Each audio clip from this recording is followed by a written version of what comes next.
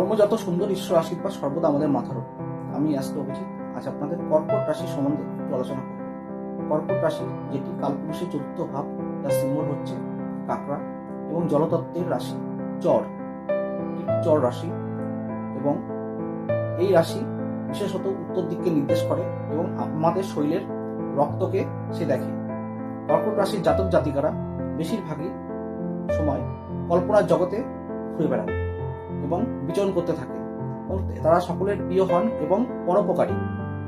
ধর্মীয় কাজে এরা বিশেষ মনোযোগ দিয়ে কাজ করতে এবং নিযুক্ত হতে ভালোবাসে। ভাবপ্রবণ রোমান্টিক জীবন হয়, আদর্শবাদী প্রেম জীবনে এদের খুব হ্যাপি হয়ে থাকে। এরা দিনের শেষে এদের রাত খুব প্রিয় হয়। ভ্রমণ বিলাসী, একটু খুঁতখুঁতে কিন্তু আবার একটু ভীতুও। কর্মজীবনে এদের চাকরি থেকে ব্যবসায়ীরা বিশেষ সাফল্য পায় এবং স্বাস্থ্য নিয়ে এদের একটু চিন্তার বিষয় থাকে।